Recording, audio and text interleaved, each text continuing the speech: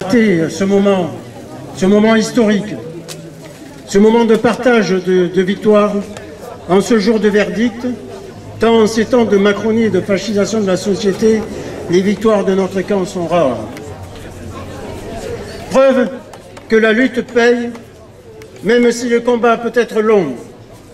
Il faut garder la force de ses convictions et de la justesse de la lutte. Redisons-le. Ce jeudi 17 juillet 2025, la Cour d'appel de Paris a ordonné la libération de Georges Abdallah à compter du 25 juillet, jour où il doit partir pour le Liban. Saluons ce moment et cette date-là. Elle restera dans nos mémoires après tant d'années de combat. Au réveil, nous hésitions encore entre colère et soulagement. Quand la justice balançait entre le maintien de Georges Abdallah en prison à vie et lui rendre le droit de retourner auprès des siens. Plus de 40 années de prison et toute une vie de combat pour un monde débarrassé des impérialismes conquérants, des colonialismes oppresseurs et du capitalisme qui n'est plus que barbarie, comme il le dit si bien. Ce fut la vie de Georges Ibrahim Abdallah. En 40 ans, le monde s'est ouvert, mais ouvert au capitalisme et à l'impérialisme. Ailleurs, il s'est refermé sur des obscurantismes que Georges Abdallah rejette tout autant.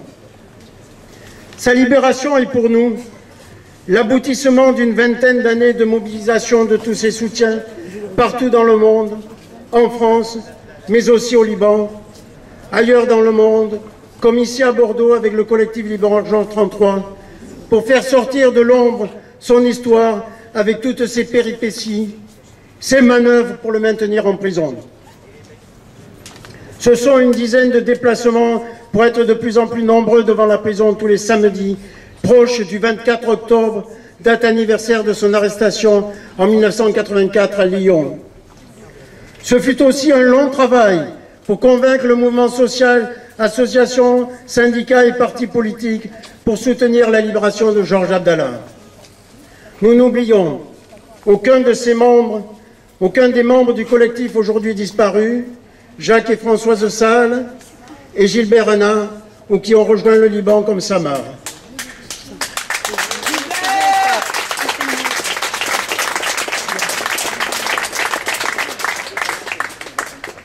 Nous pensons aussi à Suzanne Lemanceau, qui a été le relais constant avec Georges jusqu'à l'an passé. Merci à elle de cette constance jusqu'à son dernier souffle. Merci aux soutiens, aux nombreux soutiens qui ont rejoint le collectif jour après jour, mois après mois. Aux lieux qui nous ont accueillis, qui ont accueilli nos rencontres, que ce soit l'Utopia, le local de Solidaire, celui de la Clé des Ondes, celui de l'Athénée Libertaire et d'autres, ainsi que la rue, nous avons souvent battu le pavé. Nous avons en tête cette personne qui est restée droite tout au long de ces années de détention, alors que tant d'autres ont été brisés par le système carcéral et l'isolement.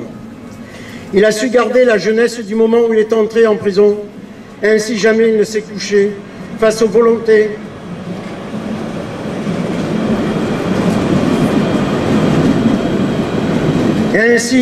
jamais il ne s'est couché face aux volontés des États-Unis, partie civile et du parquet.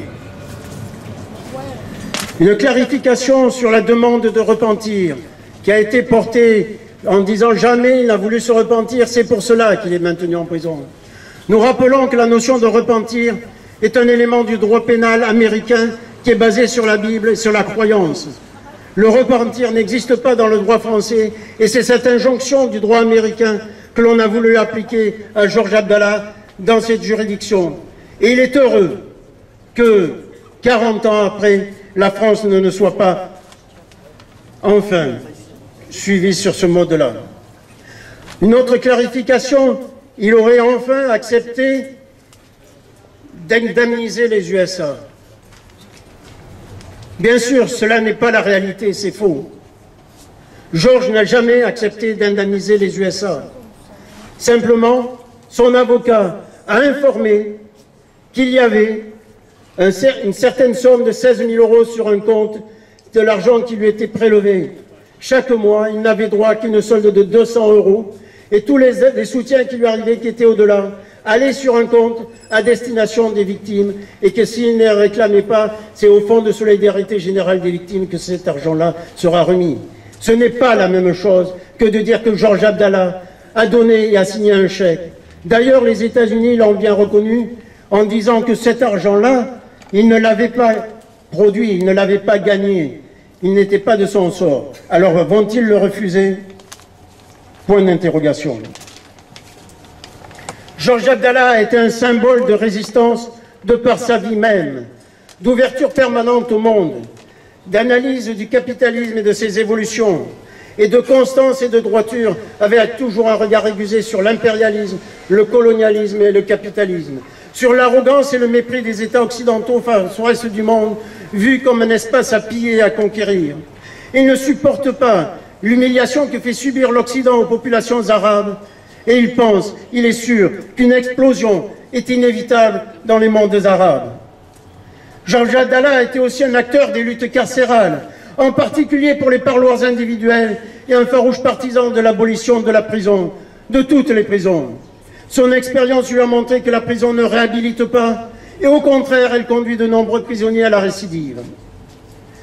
Nous rappelons aussi que cette année a vu la libération de Léonard Peltier, ce militant amérindien, gracié par Biden tout juste avant de quitter son mandat, après 49 ans de détention aux États-Unis. Un Amérindien, un autochtone, qui ont été tous exterminés quasiment, comme on veut le faire aujourd'hui à la population gazaoui, à la population palestinienne, en conquérant ces terres et en venant s'y implanter.